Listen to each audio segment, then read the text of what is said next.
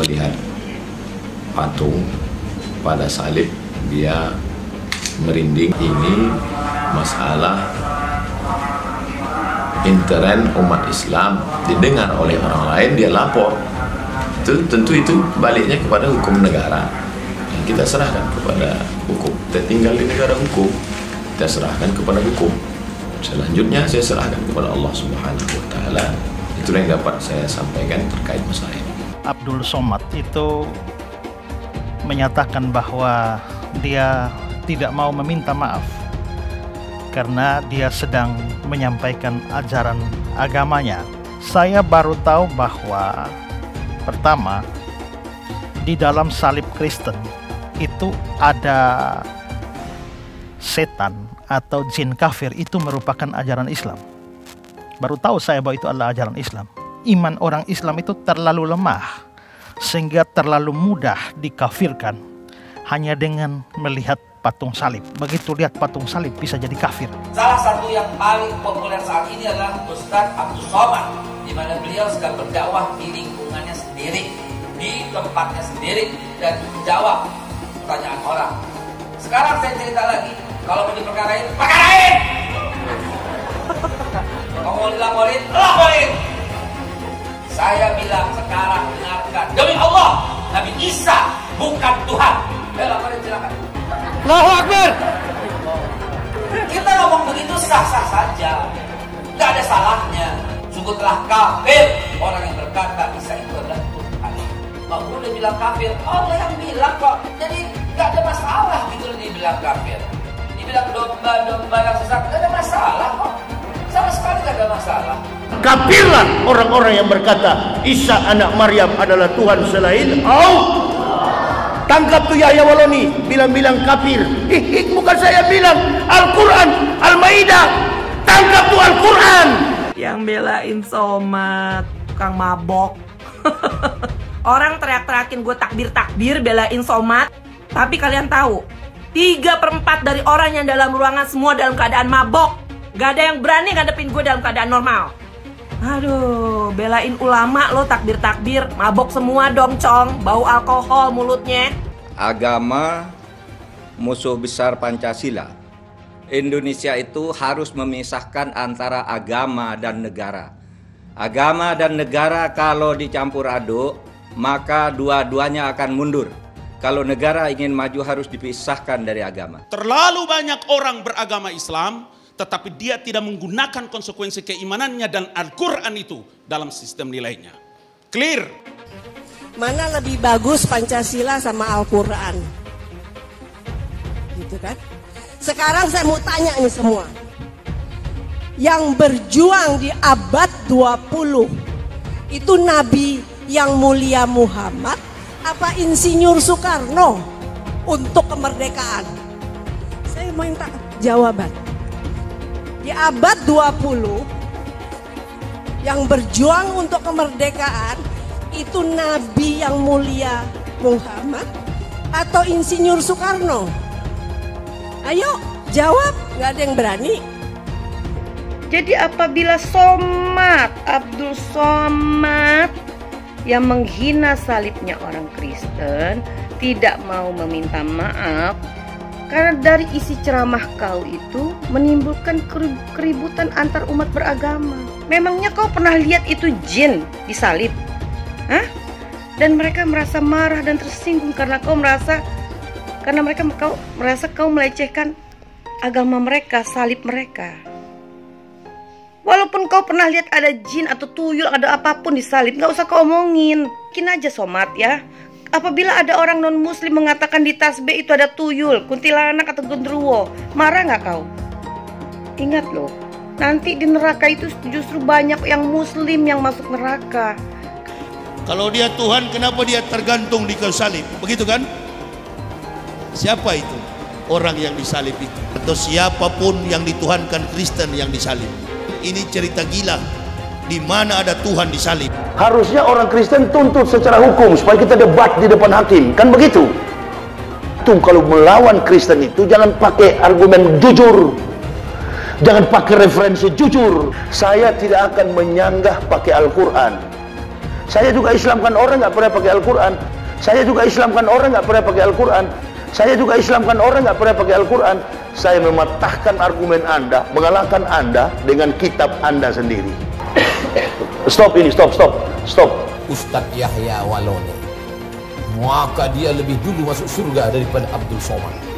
Ustadz Yahya Waloni itu bersih sebersih-bersihnya, diulang dari nol, tak ada dosanya sama sekali. Sedangkan Abdul Somad ini lapendos, lelaki penuh dosa. Ini negara ini bukan milik Jokowi dan Prabowo.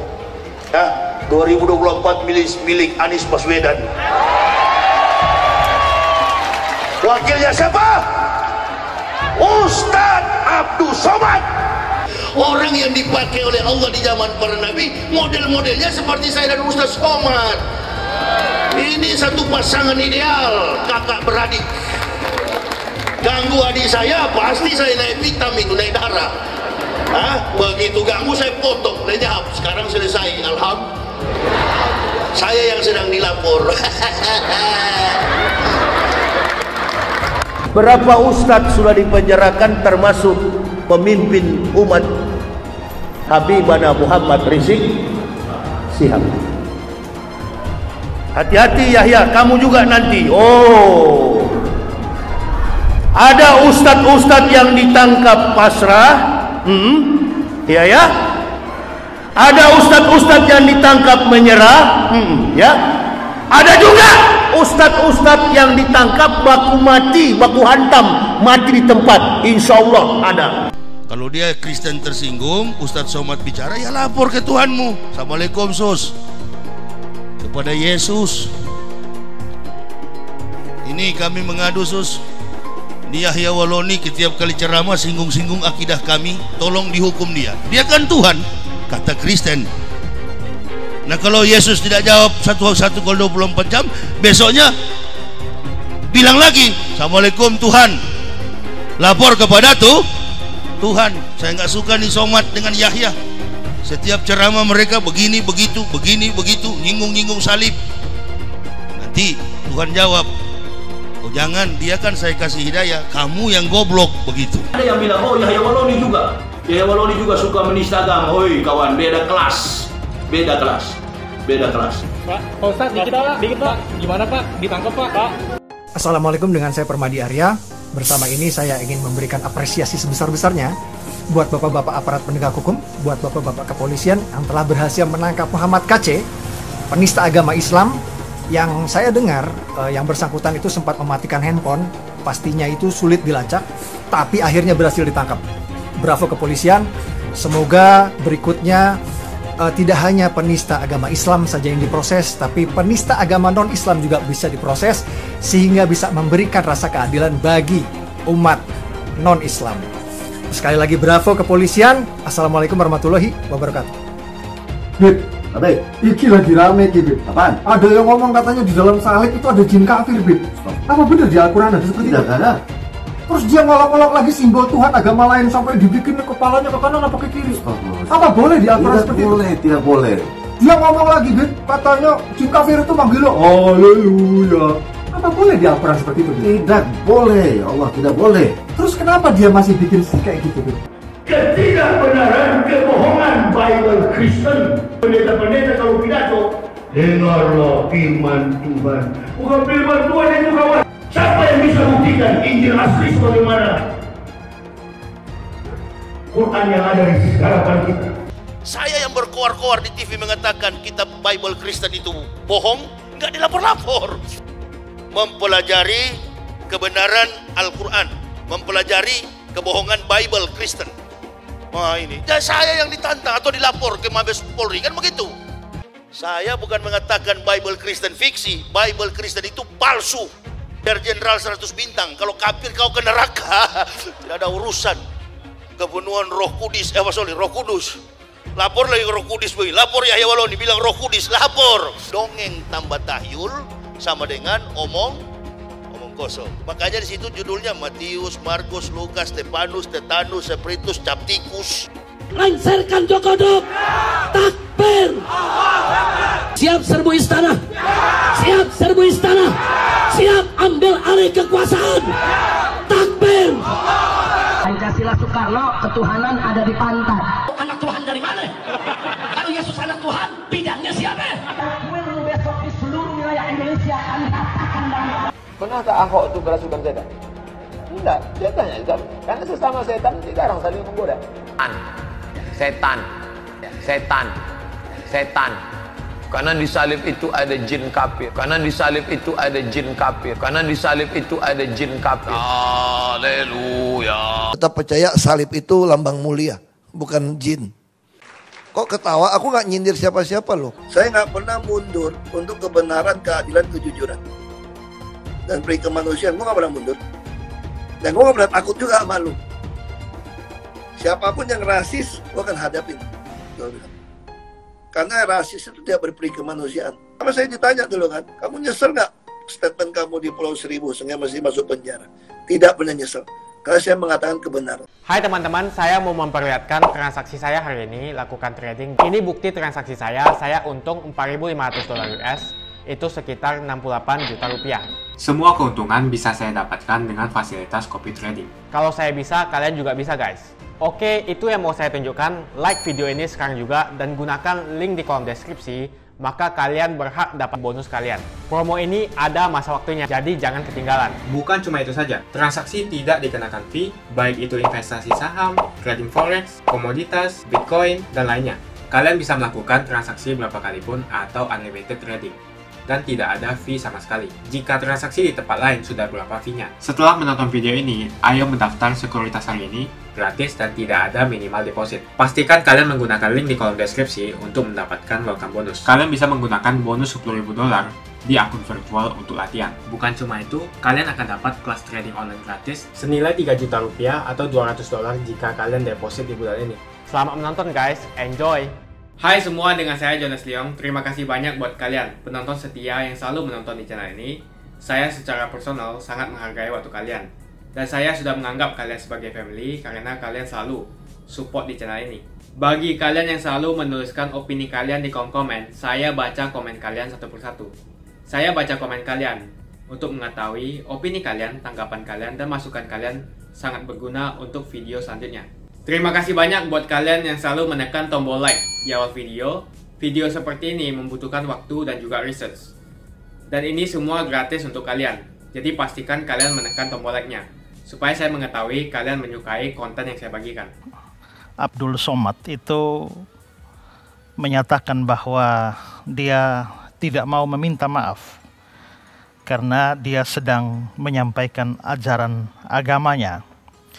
Sebenarnya no problem juga dia mau minta maaf atau tidak, ya itu juga sudah cukup bagi kita untuk bisa mengukur sampai di mana kebesaran jiwanya. Bagi saya menarik bahwa ketika Abdul Somad mengatakan dia tidak bersalah dan dia hanya mau menyampaikan ajaran agamanya, menurut saya ada hal lain yang lebih menarik. Saya baru tahu bahwa pertama, di dalam salib Kristen itu ada setan atau jin kafir, itu merupakan ajaran Islam. Baru tahu saya bahwa itu adalah ajaran Islam. Saya juga baru tahu bahwa merupakan ajaran Islam bahwa iman orang Islam itu terlalu lemah sehingga terlalu mudah dikafirkan hanya dengan melihat patung salib. Begitu lihat patung salib bisa jadi kafir. Lalu saya juga baru tahu bahwa merupakan ajaran Islam bahwa untuk mengatasi jin kafir atau setan di balik patung salib, maka itu bisa diatasi dengan cara ditutup. Saya baru tahu bahwa itu adalah ajaran Islam. Lalu yang berikut lagi, saya juga baru tahu bahwa adalah ajaran Islam bahwa bahkan ketika seorang Islam sudah mati pun dia masih bisa dikafirkan dengan cara memasukkan mayatnya ke dalam ambulans. Dia bisa jadi kafir. Mayatnya jadi kafir loh, ya. Baru tahu saya bahwa itu adalah ajaran Islam.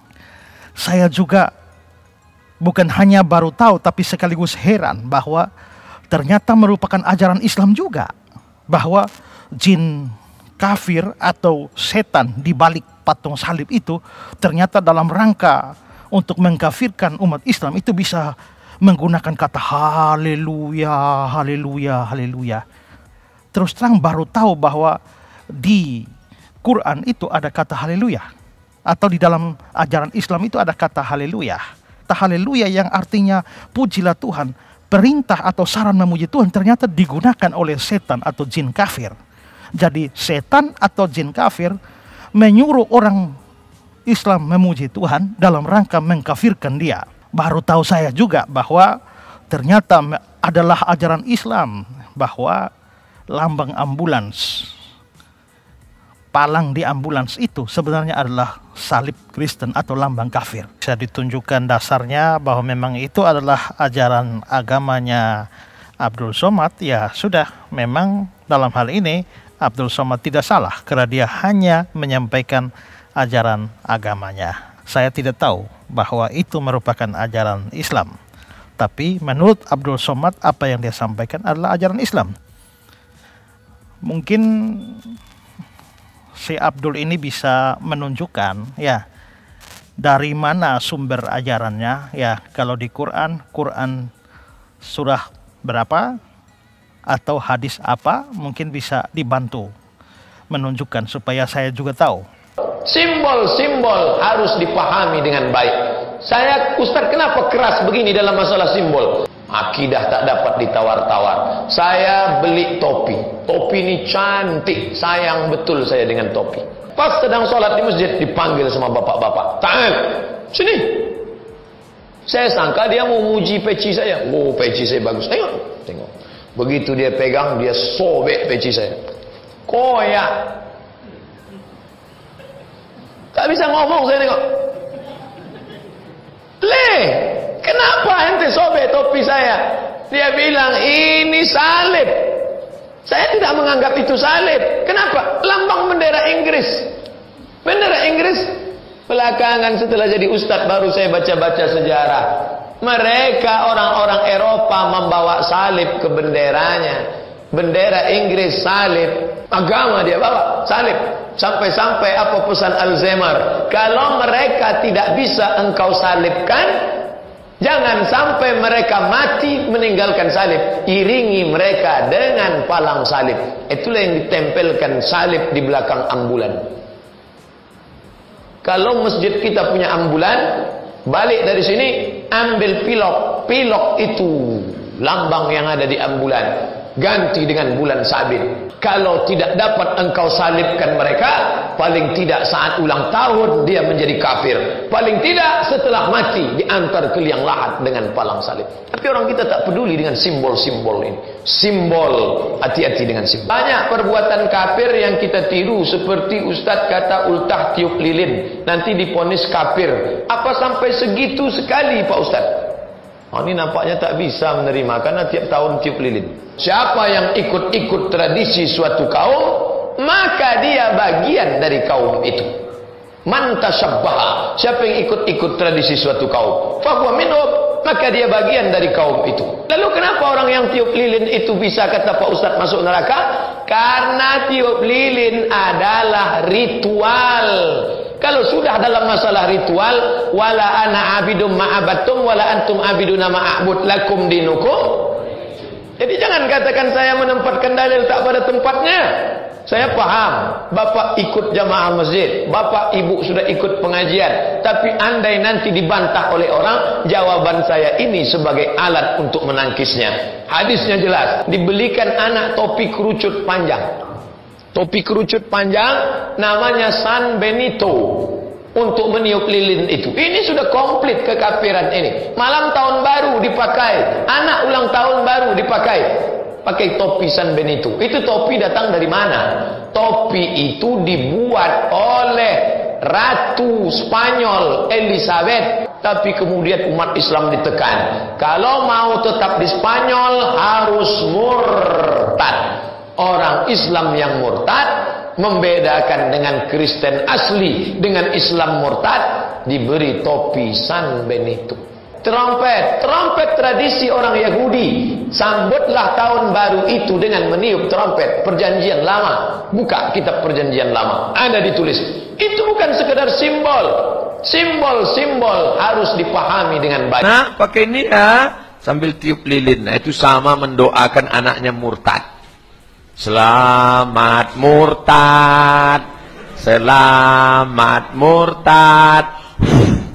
Siapa yang ikut tradisi orang kafir, nanti dia mati dibangkitkan sama kaum kafir itu. Yang suka pakai topi San Benito itu, nanti mati dibangkitkan sama orang Kristen. Ustaz, tak pernah niup lilin? Pernah. Saya mengakui saya pernah. Kapan? Waktu mati lampu. Saya tinggal di Panam, mati lampu, saya hidup kan. Begitu hidup lagi saya tiup. Tapi saya tak ada minta apa-apa. Anak Pak Ustadz emang tak pernah ulang tahun. Anak saya, kemanakan saya tak boleh ulang tahun. Mengamalkan Quran justru ditangkap, justru dituduh, justru disakiti, justru dipenjara. Itulah masa belum galak amat itu. Masa sekarang belum. Mungkin juga. Mulai. Wa ulama'um syarrun, ulamanya jahat. Dari mulutnya keluar fitnah, kata Rasulullah, dan akan kembali fitnah ke dalam mulutnya sendiri. Bikin sibuk ya Allah orang zalim terhadap orang zalim yang lain. Bikin cakar-cakaran mereka, bikin berebut kedudukan mereka, bikin orang zalim menzalimi orang zalim yang lain, bikin orang zalim sibuk dengan kezalimannya, bikin orang zalim berebut kursi, bikin orang zalim berebut jabatan, bikin orang zalim berebut dengan orang zalim. Dan kita keluar dari persoalan itu, ya, kita melepaskan diri dari persoalan itu. Maka itu sebabnya saya berikrar untuk tetap menjadi oposisi. Oposisi? Yes. Harga mati. Baik, hadirin sekalian berkat Allah, kita mulai. Bismillahirrahmanirrahim. Bicara tentang umat Islam dan pemikirannya, hari ini kita dihadapkan oleh gejala-gejala yang membuat umat Islam terpinggirkan. Belum pernah terjadi masa seburuk ini. Belum pernah terjadi masa sesuram ini. Belum pernah terjadi. Salah satu yang paling populer saat ini adalah Ustadz Abdul Somad, di mana beliau sedang berdakwah di lingkungannya sendiri, di tempatnya sendiri, dan menjawab pertanyaan orang. Sekarang saya cerita lagi, kalau mau diperkarain, perkarain. Kalau mau dilaporin, laporin. Saya bilang sekarang, dengarkan, demi Allah, Nabi Isa bukan Tuhan. Laporin silakan. Allahu Akbar. Gue lagi bicara di kampung gue sendiri, di lingkungan gue sendiri, di tempat gue sendiri, di masjid gue sendiri, di jamaah gue sendiri. Laporin deh kalau mau cari gara-gara sekalian. Demi Allah, Nabi Isa dia belum wafat, dia kembali ke akhir zaman nanti. Itulah posisi Nabi Isa dalam pandangan umat Islam. Silahkan laporin. Lu mau laporin?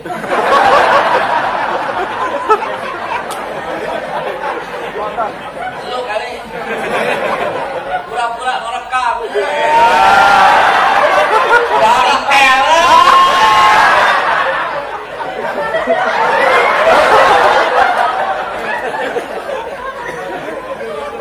Kita ngomong begitu sah-sah saja, nggak ada salahnya.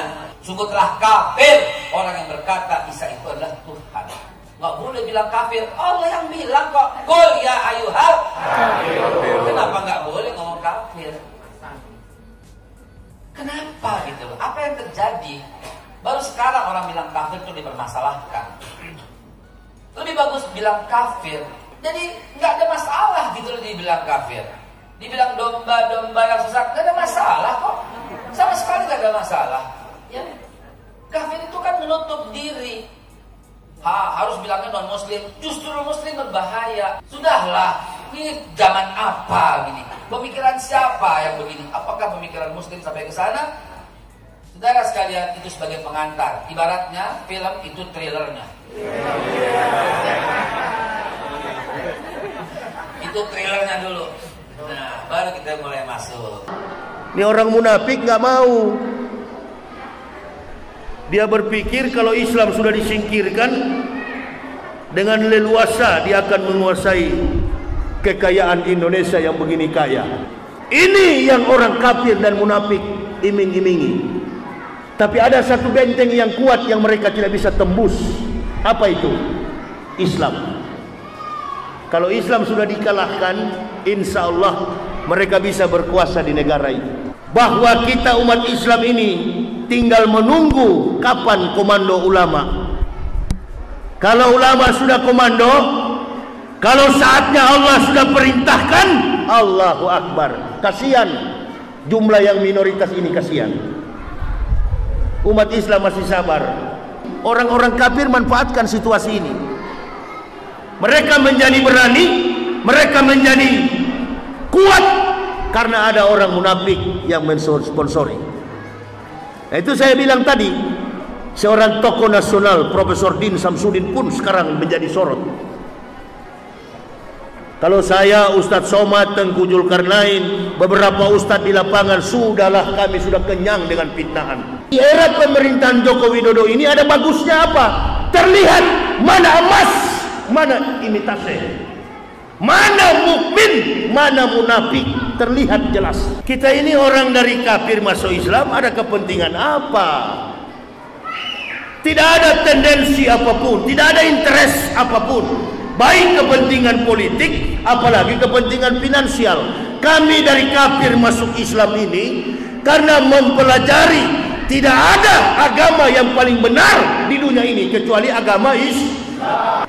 Coba saya bandingkan ya. Masuk ke dalam gereja pakai sepatu, entah sepatu ini sudah injak kotoran, masuk. Baru dikatakan ini rumah Tuhan. Melakukan nyanyian-nyanyian yang tidak diajarkan oleh Nabi Isa alaihissalam. Karena Nabi Isa pengikutnya tidak ada, hanya 12. Itu pun 8 dieksekusi mati, 4 lari ke dalam goa. Terbitlah kitab Ashabul Kahfi. Jadi Nabi Isa tidak ada pengikutnya. Kafirlah orang-orang yang berkata Isa anak Maryam adalah Tuhan selain Allah. Tangkap tuh Yahya Waloni, bilang-bilang kafir.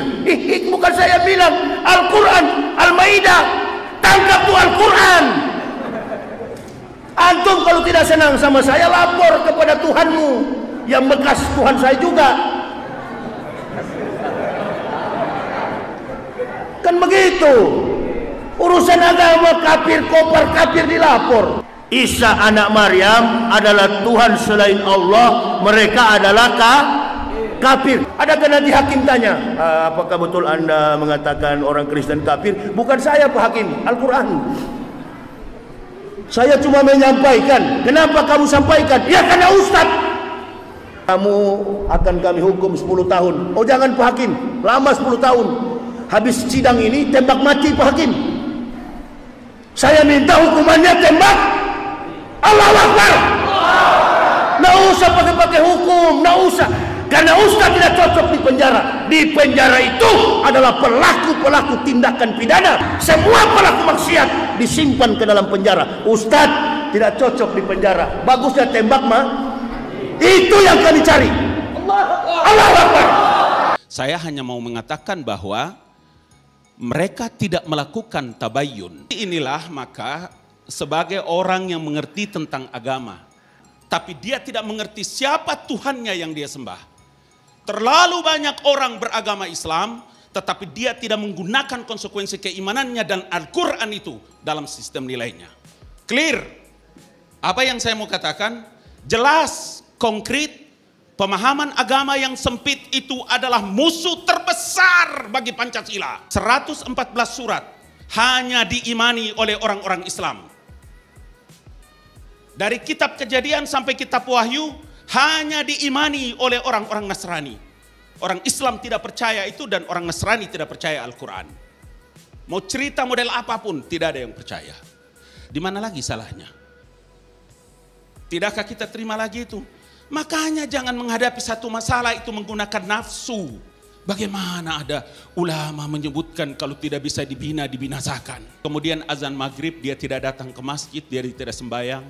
Sampai Isya, selesai Isya, tiba-tiba ada orang non-Islam lewat depan mereka. Dia bilang, tutup itu jalan, geser sedikit. Ada orang kafir lewat.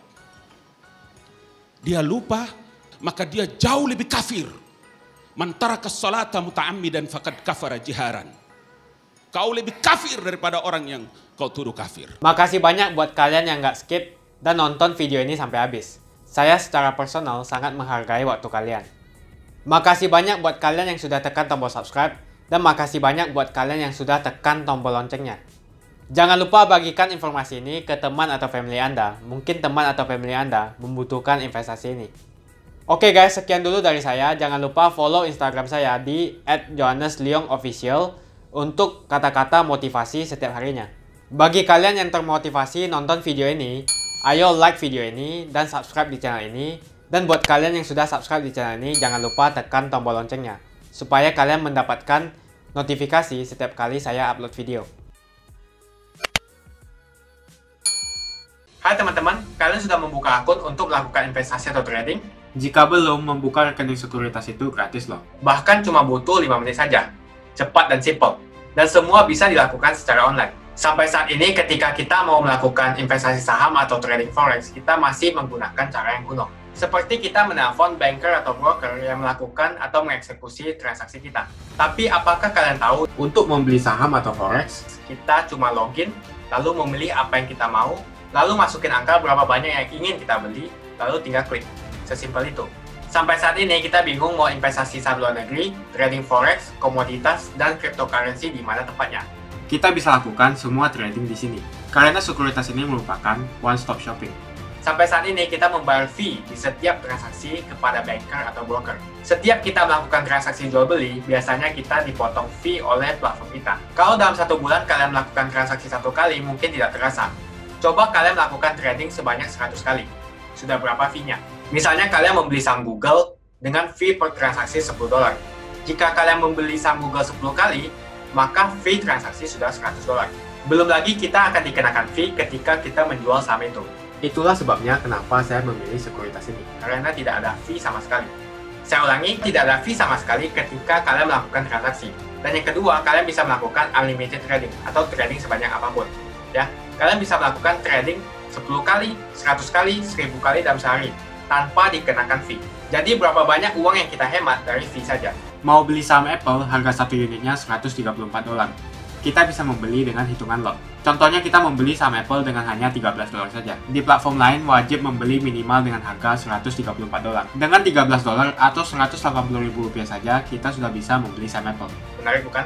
Jadi apa yang kalian tunggu? Mendingan kalian cobain sendiri aja deh. Tutorial bisa kalian cek di kolom deskripsi dan kalian harus menggunakan link di kolom deskripsi untuk mendapatkan welcome bonus. Jika tidak, maka tidak akan mendapatkan bonus.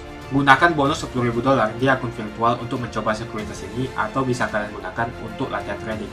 Bukan cuma itu, kalian akan dapatkan kelas trading gratis yang nilainya Rp3 juta jika kalian deposit di bulan ini.